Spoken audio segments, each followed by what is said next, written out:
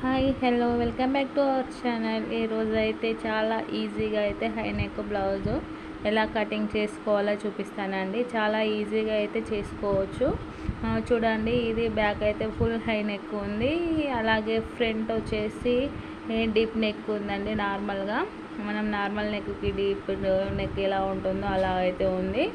So ఈ blouse కూడా నేనే స్టిచ్చింగ్ చేశాను. సో కస్టమర్ ఓకే అంటేనే నేను ఇంకో బ్లౌజు అయితే స్టిచ్చింగ్ చేస్తున్నాను.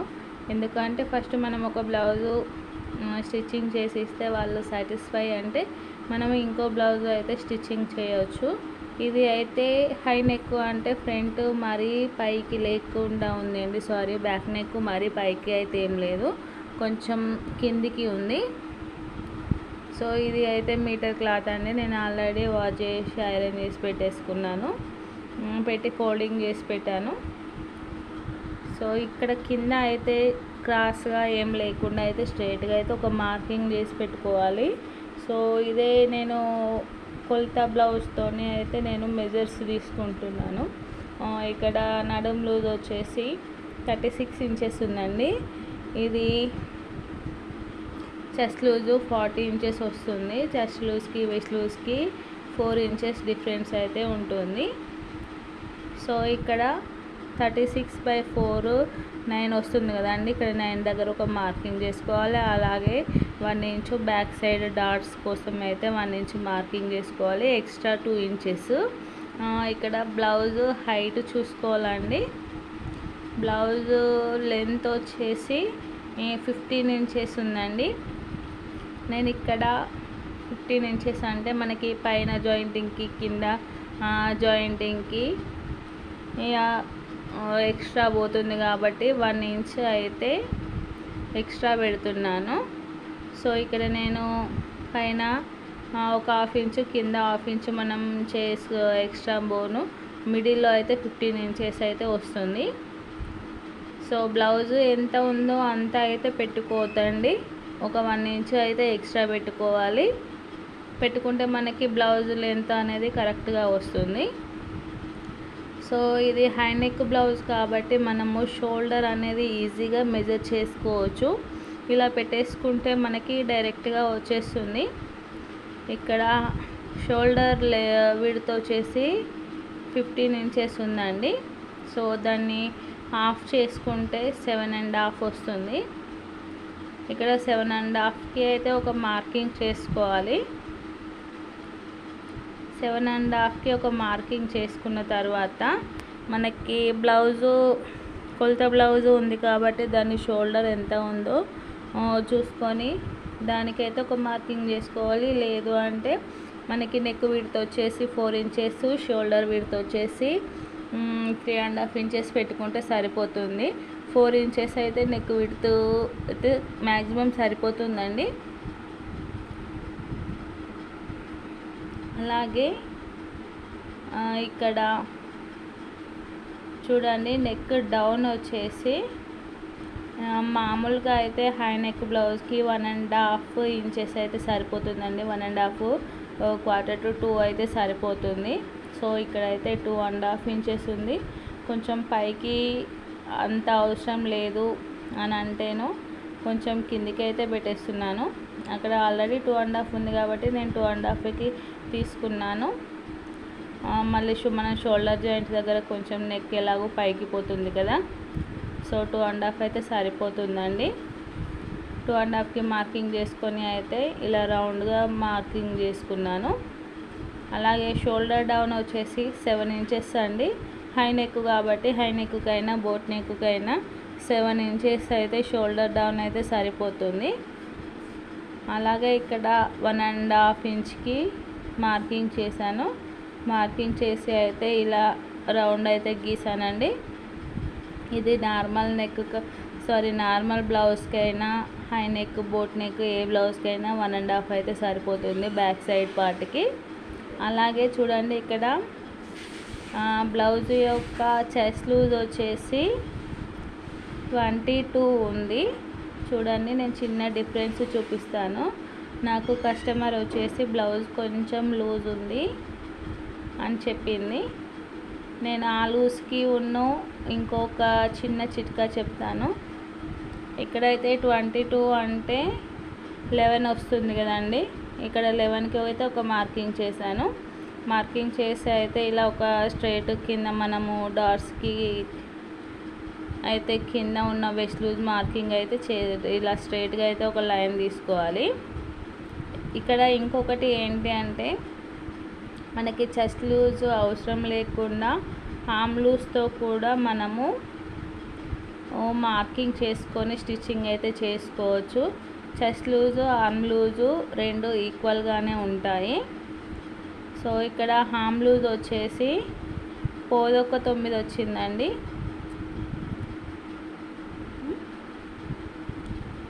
సో చిన్న డిఫరెన్స్ అండి, అంతే. నాకు ఆల్రెడీ బ్లౌజ్ లూజ్గానే ఉంది అని చెప్పింది కాబట్టి అది ఇక్కడ సెట్ అయిపోయిందండి.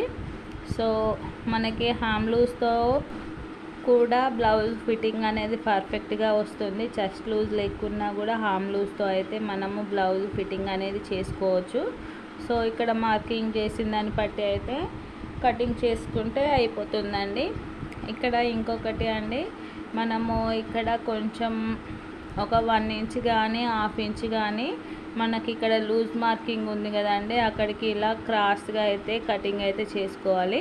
ఎక్కడి నుండి అంటే మనం బ్యాక్ సైడ్ డాట్స్ అనేవి వేస్తాం కదా, సో అక్కడి నుండి మనకి లూజ్ ఫిట్టింగ్ మార్కింగ్ ఉంది కదండి, అక్కడి వరకు అయితే క్రాస్గా అయితే మార్కింగ్ చేసుకొని అయితే కటింగ్ చేసుకోవాలి. ఇలా కటింగ్ చేసుకుంటే అయితే మనకి బ్లౌజ్ అనేది బ్యాక్ సైడు చంక దగ్గర ముడతలు రాకుండా అయితే ఫిట్టింగ్ పర్ఫెక్ట్గా వస్తుంది. అలాగే భుజం దగ్గర లేవకుండా కానీ భుజాలు జారకుండా కానీ కిందికి ఇగ్గి పట్టినట్టు ఉంటుంది. సో ఇలా నార్మల్ బ్లౌజ్కైనా ఏ బ్లౌజ్కైనా కూడా కొంచెం కింద క్రాస్గా కటింగ్ చేసుకుంటే ఫిట్టింగ్ అనేది పర్ఫెక్ట్గా వస్తుంది. సో ఇక్కడ బ్యాక్ పార్ట్ అయితే అయిపోయింది కదండి. బ్యాక్ పార్ట్ను బేస్ చేసుకొని అయితే మనం ఫ్రంట్ పార్ట్ అయితే కటింగ్ చేసుకుందాము.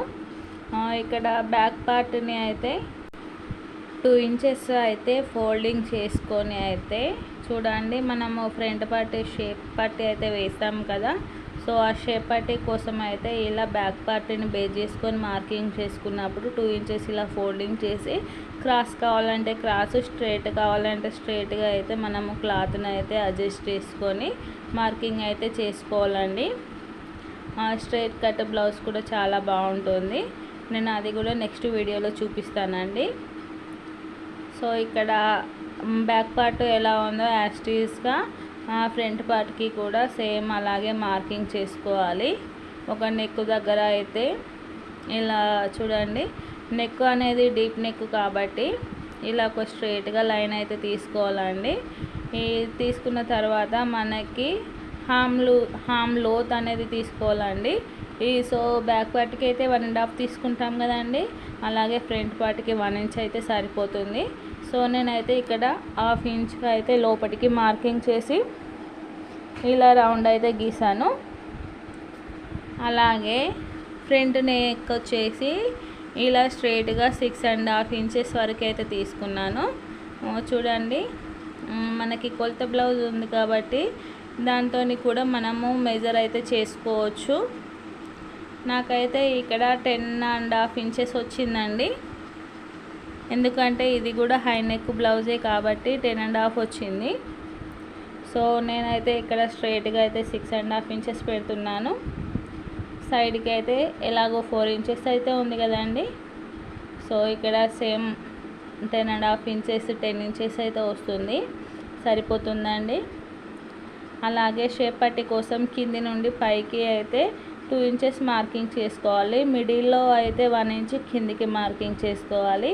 ఇలా సైడ్కి అయితే 1 ఇంచ్ పైకి మార్కింగ్ చేసుకోవాలి. ఈ 3 డాట్స్ని అయితే ఇలా రౌండ్గా వచ్చేట్టు మార్కింగ్ అయితే చేసుకోవాలండి. చేసుకుంటే షేప్ పట్టి అనేది ఫ్రంట్ పార్ట్ అనేది పర్ఫెక్ట్గా సెట్ అవుతుంది.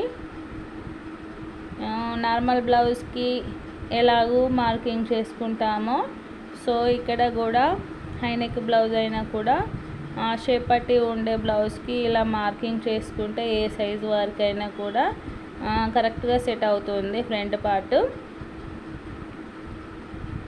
కావాలి అంటే షేప్ పట్టీ లేకుండా కూడా మనము బ్లౌజ్ అనేది స్టిచ్చింగ్ చేసుకున్నా కూడా బాగుంటుంది. షేప్ పట్టీ లేకుండా క్రాస్ కటింగ్ కానీ స్ట్రైట్ కటింగ్ కానీ కటింగ్ చేసుకోవచ్చు.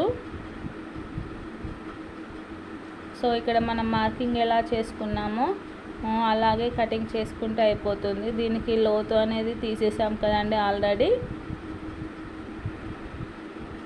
సో ఇక్కడ ఫ్రంట్ పార్ట్ కటింగ్ అయిపోయింది కాబట్టి నేను ఇక్కడ డాట్స్ అయితే చూపిస్తాను. ఇక్కడ 3 ఇంచులను ఒక మార్కింగ్ చేసుకోవాలి, అలాగే 2.5 ఇంచులకి అయితే ఒక మార్కింగ్ చేసుకోవాలి. ఇలా 3 డాట్స్ చేసుకున్న తర్వాత పైకి ఒక 2.5 ఇంచులకి అయితే మార్కింగ్ చేసుకోవాలండి. అలాగే ఇలా ఉక్స్ పట్టీ దగ్గర 2 ఇంచెస్ పైకి మార్కింగ్ చేసుకోవాలి. అక్కడి నుండి లోపటి వైపుకి ఒక 2 ఇంచెస్ అయితే మార్కింగ్ చేసుకోవాలండి. అది షేప్ రౌండ్గా కావాలా, షార్ప్నెస్గా ఉండాలా అనేది చూసుకోవాలి. కస్టమర్ని బట్టి మనము అయితే చేసుకోవాలి. అలాగే ఇక్కడ చంక భాగం సైడ్ అయితే ఇలా ఫస్ట్ మిడిల్ డాట్ దగ్గర నుంచి అయితే చూడండి, ఇక్కడ మనం 3 డాట్స్ అయితే వేసుకున్నాం కదా, ఆ 3 డాట్స్ నుంచి ఇలా క్రాస్గా అయితే చేసుకోవాలి మార్కింగ్. అది అయితే 4 ఇంచెస్ వరకు అయితే మార్కింగ్ చేసుకోవాలి. సో ఈ మార్కింగ్స్ పట్టి చేసుకుంటే అయితే ఫ్రంట్ పార్ట్ రౌండ్ షేప్ అనేది కరెక్ట్గా వస్తుంది. చూడండి ఇక్కడ 2 మెజర్ చేసుకుంటే ఫ్రంట్ పార్ట్కి షేప్ పట్టి వస్తుంది కదండి. సో దానికి బ్యాక్ పార్ట్కి సెట్ అయిపోతుంది. అలాగే ఇక్కడ హ్యాండ్ కటింగ్ అయితే చూపిస్తాను. ఇలా హ్యాండ్ కటింగ్ని 4 ఫోల్డింగ్స్ కాకుండా ఒకవైపు ఎక్కువగా ఉండేటు ఫోల్డ్ చేసి పెట్టుకోవాలి. ఇలా ఫోల్డ్ చేసి పెట్టుకుంటే మనకి చంక అతుకు అనేది పడుతుంది కదండి. అదైతే 4 సైడ్స్ పడకుండా 2 సైడ్స్ అయితే మనం జాయింట్ అనేది వేసుకోవచ్చు. అలాగే మనం ఇలా ఫోల్డ్ చేసి పెట్టుకున్న తర్వాత మనకి కొలత బ్లౌజ్తో అయితే మనకి సైజ్ అనేది సరిపోయిందా లేదా అనేది ఒకసారి చూసుకోవాలి. ఇక్కడ హ్యాండ్ లెంత్ వచ్చేసి 10 ఇంచెస్ అండి. ఇక్కడ హ్యాండ్ డౌన్ వచ్చేసి నేనైతే 2.5 ఇంచెస్ తీసుకున్నాను, సరిపోతుందండి. 2.5 3 ఇంచెస్ అయితే సరిపోతుంది. ఇక్కడ 2.5 ఇంచెస్ డౌన్ తీసుకున్నాను కదా, అక్కడ ఇలా స్ట్రైట్గా అయితే ఒక లైన్ తీసుకోవాలి. షోల్డర్ పైన 1 ఇంచ్ అయితే మార్కింగ్ చేసుకోవాలండి. 1 ఇంచ్ విడ్త్తో చేసుకొని అయితే మనం ఇలా హ్యాండ్ కర్వ్ అనేది తీసుకోవాలి. తీసుకున్న తర్వాత నాకు ఇక్కడ కొంచెం ఎక్కువ క్లాత్ సరిపోలేదు, అందుకే ఇలా 3 ఇంచెస్ వరకు అయితే నేను డౌన్ గీసి అయితే హామ్ లూజ్ వచ్చేసి 1/4 to 9 కదండి, అక్కడికైతే ఒక మార్క్ చేశాను. హ్యాండ్ లూజ్ వచ్చేసి 6 ఇంచెస్ ప్లస్ 2 ఇంచెస్ అయితే చేశాను. సో దీన్ని అయితే ఇలా కటింగ్ చేసుకోవాలి. సో ఇక్కడ కింది వరకు అయితే 3 ఇంచెస్ అండి. ఇలా చిన్న డిఫరెన్స్ వచ్చినా మనకి హ్యాండ్ దగ్గర ఏం ప్రాబ్లం అయితే ఉండదు. ఇలా కటింగ్ చేసుకుంటే అయితే మనము అతుకు అనేది 2 సైడ్స్ వేసుకోవచ్చు, లేదు అంటే 4 సైడ్స్ వేసుకోవాల్సి వస్తుంది. సో ఇక్కడ లైనింగ్ బ్లౌజ్ పీస్ అయితే కంప్లీట్ అయిపోయింది కదండి. ఇదైతే షేప్ పీసు చూడండి. నడుము పట్టి మనము బొద్దు ఉన్న సైడ్ అయితే కటింగ్ చేసుకోవాలి. అలాగే హిమ్మింగ్ పట్టీ కోసం అయితే ఇలా క్రాస్ పీస్లు అయితే తీసుకోవాలి. ఇలా క్రాస్ పీస్తో అయితే హిమ్మింగ్ చేసుకుంటే మనకి మెడ అనేది షేప్ అనేది కరెక్ట్గా ఉంటుంది. అదే స్ట్రైట్ పీస్తో వేసుకుంటే మనకి నెక్ అనేది పైకి లేస్తుందండి. సో ఇలా మిగిలిన క్లాత్లో హ్యాండ్కి అతుకులు కానీ మెడపట్టి కానీ షేప్ పట్టీలు కానీ తీసుకుంటే సరిపోతుంది. మనము బ్లౌజ్ కటింగ్ చేసేటప్పుడే మనకి కావాల్సిన పీస్లన్నీ కటింగ్ చేసి పెట్టుకుంటే స్టిచ్చింగ్ చేసేటప్పుడు చాలా ఈజీగా అయితే స్టిచ్చింగ్ చేసుకోవచ్చు. మళ్ళీ వేరే ముక్కల కోసం అయితే వెతుక్కోకుండా అన్నీ ఒకేసారి కటింగ్ చేసి పెట్టుకుంటే మనకి బ్లౌజ్ స్టిచ్చింగ్ అనేది తొందరగా అయిపోతుంది. సో ఇది అయితే మెయిన్ పీస్ అండి, ఇది మీటర్ పీసు. సో మనకి డిజైన్ కిందికి ఉందా పైకి ఉందా అనేది చూసుకోవాలి. దీనికి అలాగే బొద్దులతో సంబంధం లేకుండా డిజైన్ బేస్ చేసుకొని అయితే మనము లైనింగ్ పీస్ని మెయిన్ పీస్ మీద అడ్జస్ట్ చేసుకొని కటింగ్ చేసుకోవాలి. సో చూడండి, నేనైతే ఇలా అయితే బ్లౌజ్ పీస్ని అయితే సెట్టింగ్ చేసుకున్నాను. ఇలా మనకి అతుకులు పడకుండా క్లాత్ని అయితే సెట్ చేసుకొని కటింగ్ చేసుకోవాలి. అడ్డం దిడ్డంగా కటింగ్ చేసుకుంటే అయితే మనకి అతుకులు అనేవి ఎక్కువగా పడతాయి. సో లైనింగ్ క్లాత్ని మెయిన్ క్లాత్ పైన ఇలాగ సెట్ చేసుకొని అయితే కటింగ్ చేసుకుంటే అయిపోతుందండి. సో నా వీడియో కనుక మీకు నచ్చినట్లయితే please like, share and subscribe. Thank you for